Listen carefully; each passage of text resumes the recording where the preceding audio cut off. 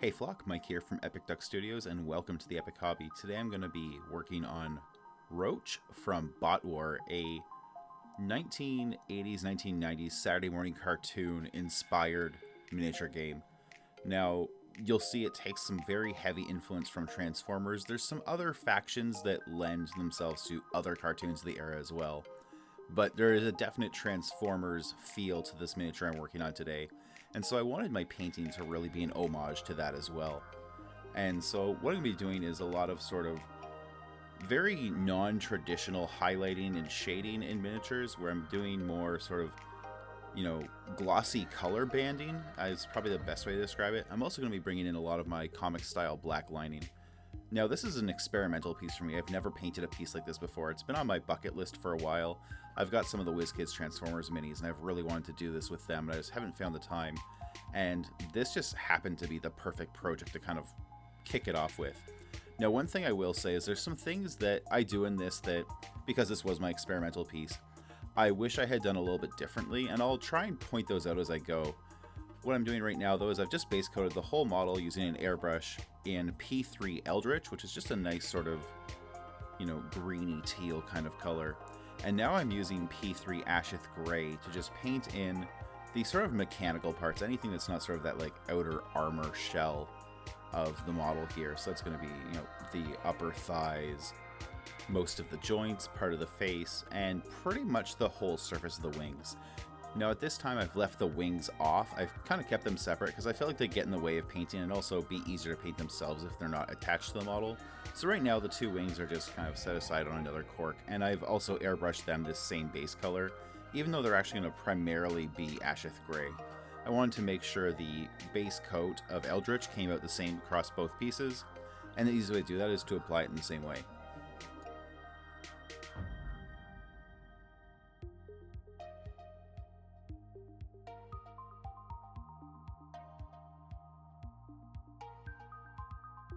I'm also using the same color, P3 Ashith Gray, as the base coat for Roach's gun as well.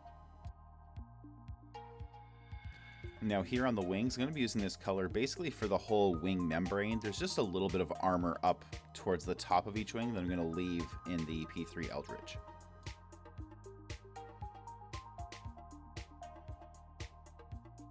There's a couple little accent details on the armor, just a couple little plates on the chest, and of course, Roach's eyes.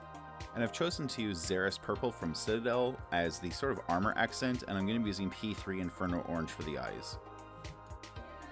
I'm also painting Roach's antennas purple, just to make them stand out from the rest of the head. So there's the little emblem just in the middle of the chest, picking that out with purple, and then there's two small little panels just to either side of it as well.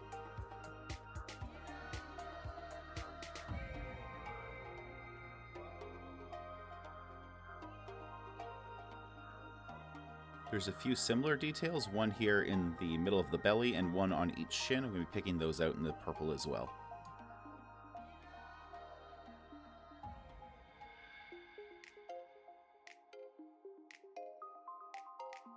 And with those done, I'm going to flip over to P3 Inferno Orange just to pick the eyes out.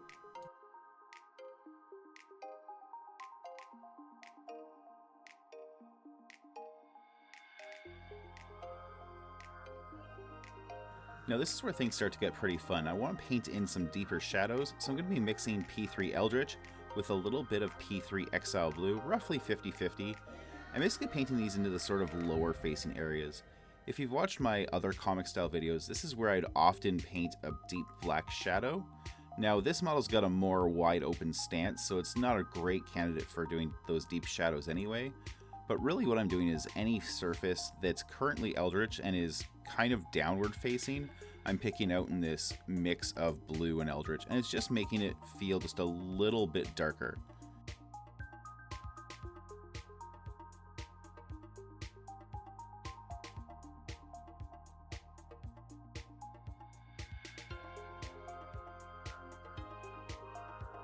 Now with that done, I'm going to do the reverse and start to create the glossy highlights. So what I'm going to do is mix a little bit of white into the P3 Eldritch.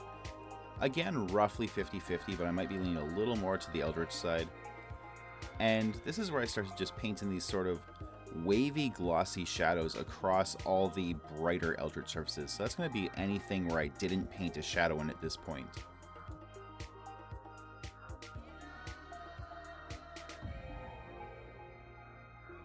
Now these highlights aren't highlights in the traditional miniature painting sense. They're not on edges or on really sharp points.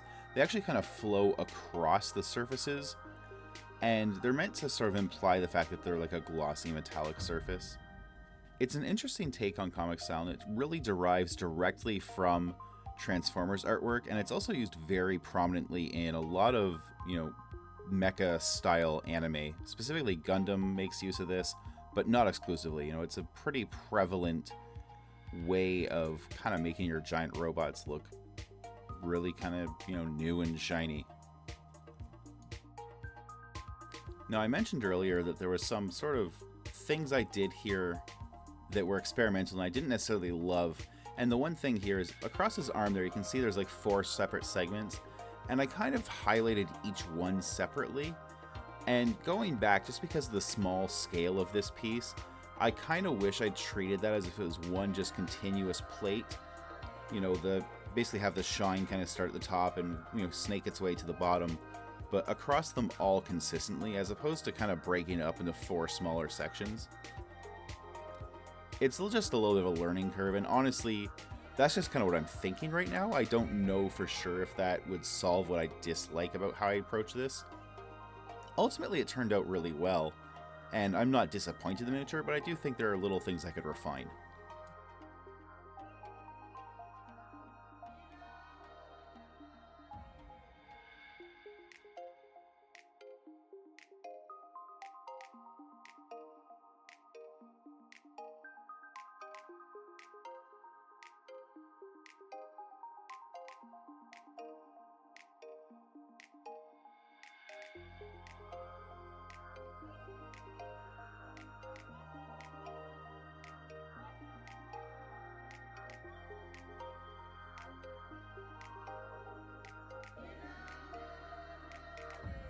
Now, a few of these shiny spots on the legs I didn't feel were bright enough, so I went back and added just a little bit more white to my mix, and I'm just kind of adding a highlight more or less to the middle of each section, which just builds the color up and will make them look a little bit brighter.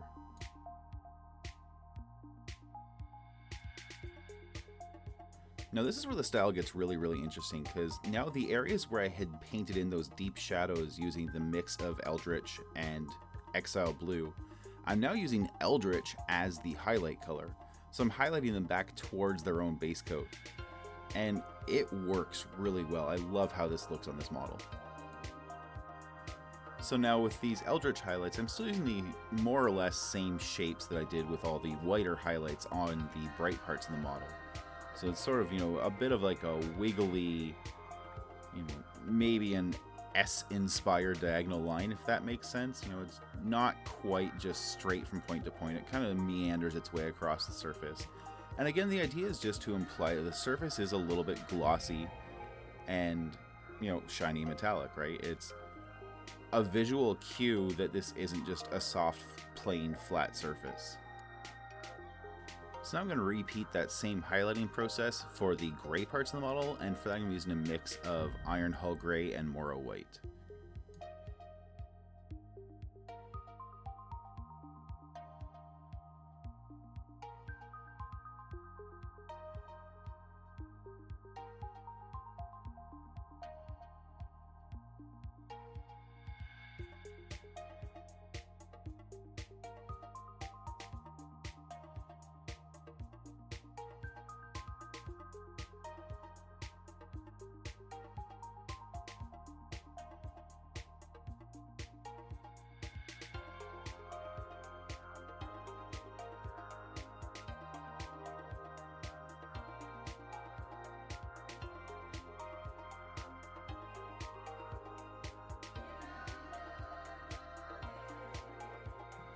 And now, because the gun is the same color as that gray on the body, I'm using the same colors to highlight it as well. So here I'm just highlighting the top of the gun. Now the barrel itself, because it's a very long, thin detail, I kind of just cheap out and I just add a straight, bright highlight across the top of it.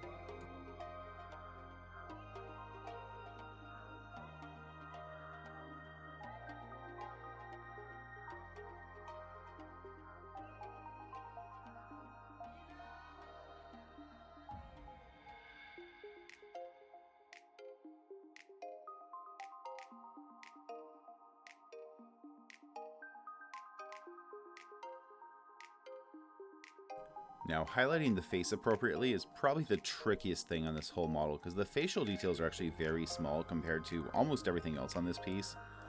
And I did want to make sure the highlight was fairly consistent across it. So what I did is I more or less treated the face as if it was one solid object, even though it's got some planes and angles breaking it up. I just carry the highlights around as if I'm kind of highlighting a curved surface, maybe a sphere, as opposed to trying to hit every sort of facet individually.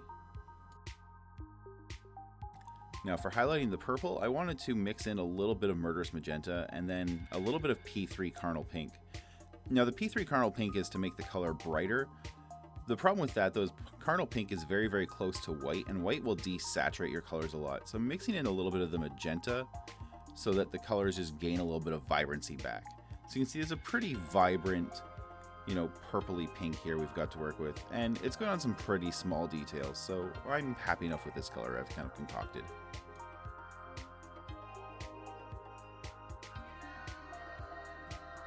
And once again, you can see I'm doing the highlights in the same way. They're basically this sort of, meandering 45-degree angle line just going across the open surface of the detail.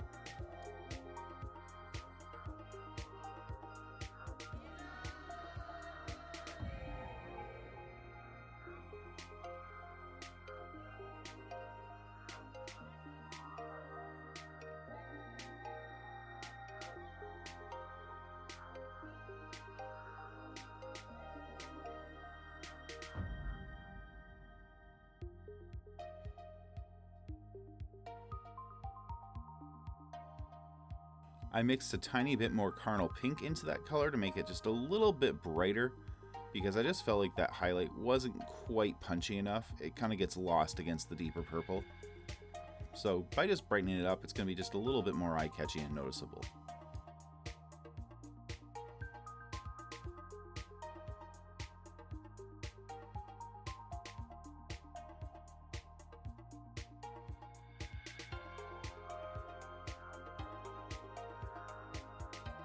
And I decided to do the same with some of the gray highlights here, so I'm bringing a little bit of white into those as well.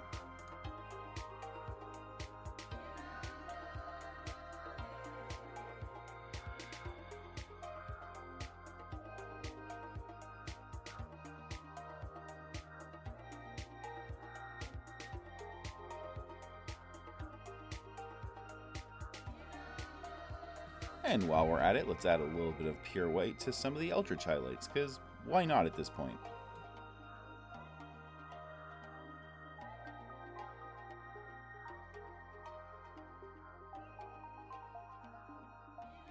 Alright, now I'm onto the wings, and I'm going to basically repeat the exact same processes I did for the main body of the model.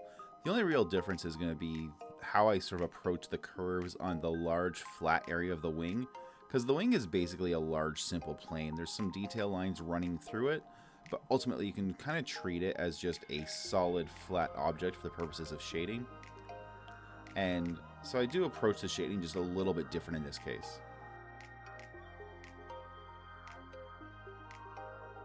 One thing to keep in mind is the way I've mounted these wings to the cork. The part that's facing the front of the model is actually the part that's facing the cork. So, if I want to focus on the part that's going to be kind of visible up and over the shoulder, that's the part that's laying flat to the cork right now. So I just need to make sure that, I'm putting the right amount of attention into the right areas of the model as I go.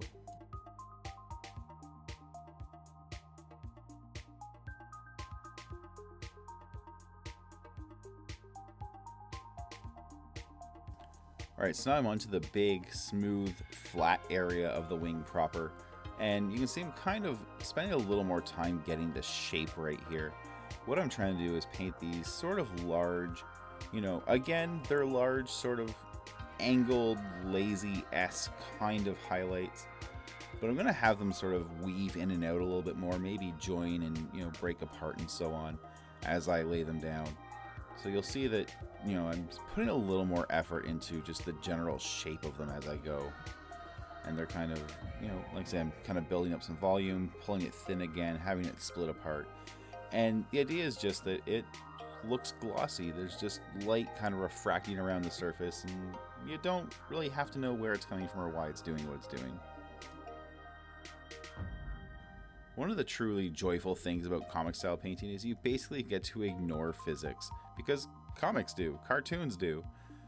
So when you're trying to emulate, the kind of environmental lighting that happens in a comic where there's not necessarily something in the environment actually generating a specific highlight or specific shadow, it's just there, we can really play that to our advantage. And the really cool thing is, because everyone, especially every, wargamer at least, has spent some part of their life, watching cartoons and reading comic books, it produces something very recognizable. It produces something people feel familiar with. So even though, from a, physics standpoint, like, these are reflections don't make sense. There's no, reason for them to have this curviness to them. We don't know what's causing them. From a pop culture standpoint, they make perfect sense. And that's what makes this really, really fun to do. Now, this is a little bit of a weird angle to try and film, but basically on the underside of the wing, this is the lower part, which is going to be kind of, near the legs and facing in towards them. And so I want to create a shadow rather than a highlight. So I'm creating those same, again, curvy lines, meandering, lazy S's, whatever you want to call them. But I'm doing them with a darker gray as opposed to a lighter gray. And that way I've basically got some near the top of the wing that produce a highlight, and some near the bottom of the wing that produce a shadow. And they kind of work together to emulate a gradient across the whole surface of the wing. We've got this plain gray base coat, lighter grays near the top and darker grays near the bottom. The whole thing kind of creates a color transition, but in a really strangely organic way. Now I'm going to bring a little bit of a lighter gray in here, almost white, and I'm just bringing that into the middle of the top couple sections of these highlights, just to really punch the value up a little bit higher.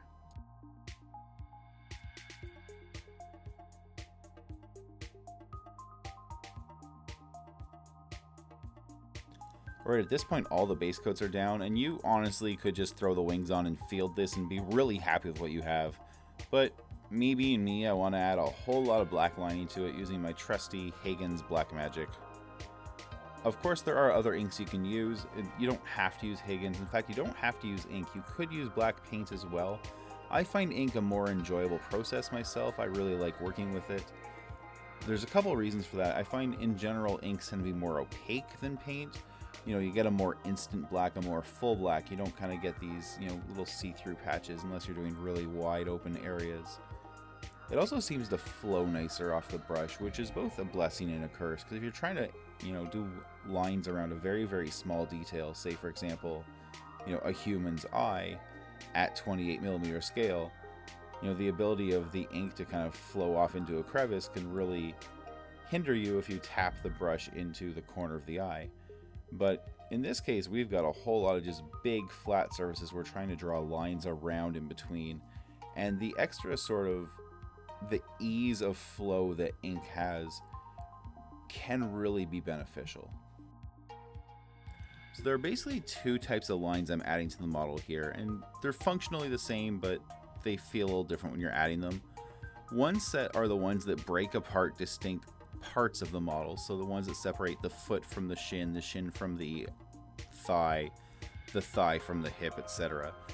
Basically they go between parts of the model that are distinct colors to just isolate them from each other.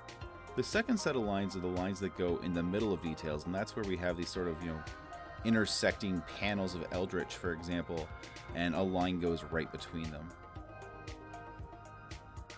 Now, I'm actually bad at counting here because there is a very obvious third style line I'm adding, and that is the line equivalent of an edge highlight. Now, this model, what makes this so great is this model is very, very boxy. It's basically made up of, they're not quite cubes, but it's got a lot of, rectangular features to it, which means there's a lot of very sharp, easy to access, easy to see edges. And we can add just a little hit of black along them. The way you would normally add an edge highlight, we can instead add an edge outline. And this model almost exemplifies better than any other model I've painted how well those edge lines can work to make a 3D object look like it's just an illustration standing in real space.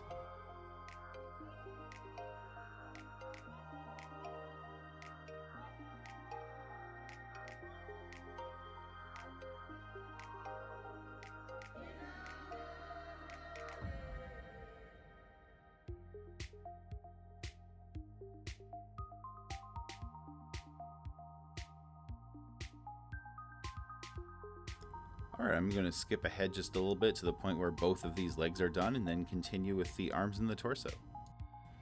Alright, so that's both legs done now with the edge black lining in place. And you can see as I rotate this, it really does just look like an illustration from any angle.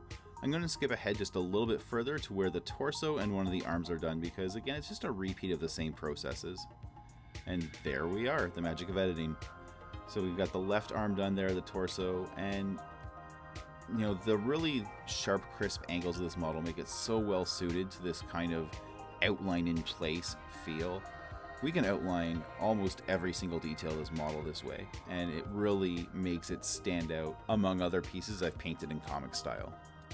So as with the leg, I'm just painting lines between the different armor sections here, and then right along the sharp creases, you know, on the corners of what are basically the rectangles, right? The forearm and the upper arm are effectively segmented rectangles, and a quick little line along the edge goes a long way to making them look illustrated. So really the process now is to just continue working my way around the model and picking out all these sharp edges. This model has a lot of them, but they're really easy to trace with the side of the brush. You can see I'm kind of not quite using the tip, I'm actually using the side of the tip of the brush, and that'll give you the thinnest possible line across a sharp edge like that.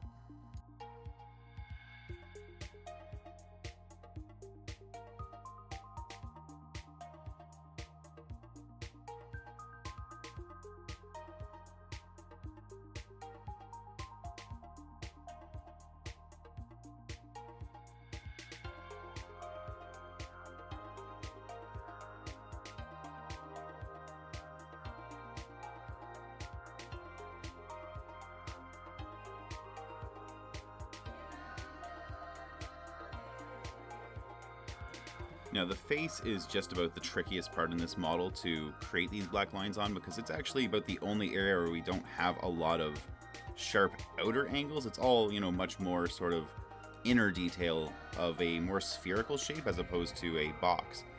And so you do have to be a little more careful here. This is a place where the black lines may deviate a little bit, and it really helps just cut back in later with some of the base coat colors and touch up over the line work if you need to.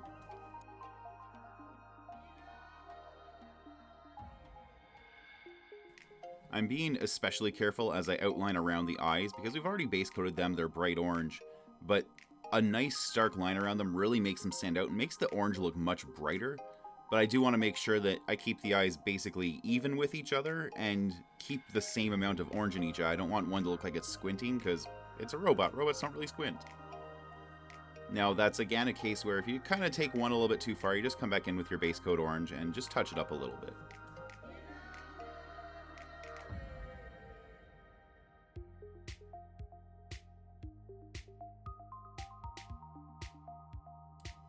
So next up I'm blacklining the wings, and this is still just much of the same. There's, you know, some pretty well-defined armor panels that need a line around them, and then panel lines within specifically the wing itself, but a couple little bits on this armor bit as well. And I just want to do my best to keep the line widths consistent and straight, and that just requires patience and some practice, and that's really all this comes down to, is just, you know, repetition breeds success, right?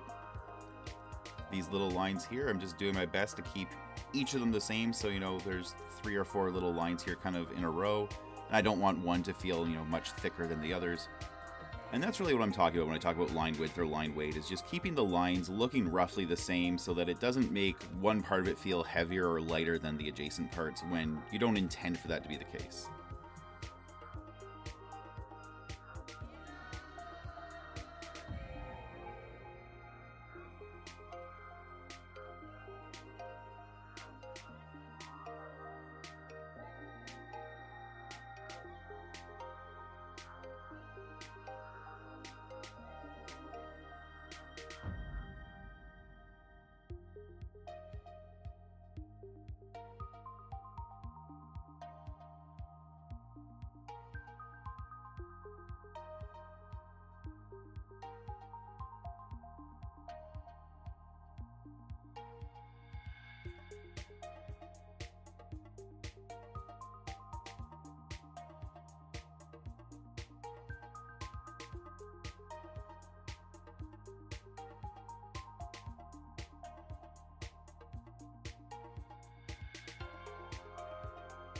Now, because these wings are basically sort of flat planes, they do have a sharp edge that runs all the way around it.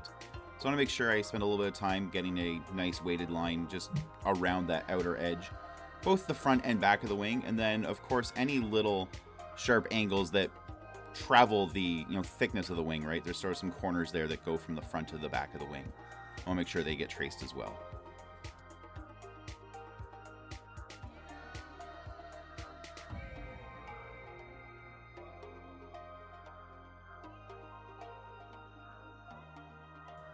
And that's really just about it for blacklining on this model. There's obviously the other wing to go, but I'll go ahead and just do that off camera because it's a repetition of what I've already done here. You don't need to see the same thing twice. And let's go ahead and we'll just cut to a finished shot of the model. Alright, here's the completed Roach from Bot War. Now, one thing you'll notice is that on the base, I did it with a bit of a comic style slant, but I did not do any black lining. And the reason for that is I want it to feel like a background element. So I want the character to stand out against the base instead of feel kind of integrated with it. And comic books often take the approach of background elements being faded and a little less sharply defined, so I kind of use that as my inspiration for the basing.